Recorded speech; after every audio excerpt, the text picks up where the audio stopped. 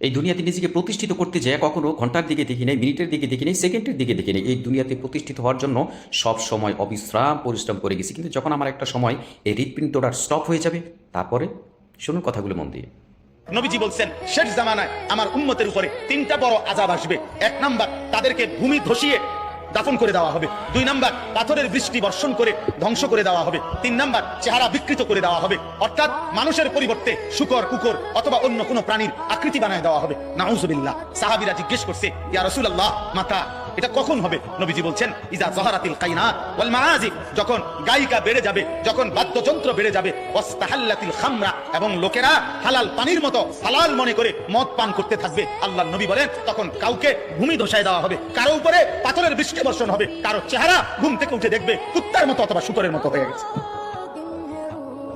অতএব দোস্ত আমার, দোস্ত, বন্ধু আমার, নওজোয়ান সাথী আমার, আজকেই ফোন, মোবাইলের আড্ডা থেকে বাঁচো, নারীর আড্ডা থেকে বাঁচো, মোবাইলের আসক্তি থেকে বাঁচো, বাঁচো দোস্ত। ইমামে আজম আবু হানিফা রাহমাতুল্লাহ আলাইহি বলছে, সিমাউল আগানি ফিসকুন ওয়া তালাদ্দুদু বিহা কুফরুন। ইমাম আবু হানিফা বলেন, গান বাদ্য শোনা এটা প্রকাশ্য পাপ, আর গান বাদ্য শুনে মজা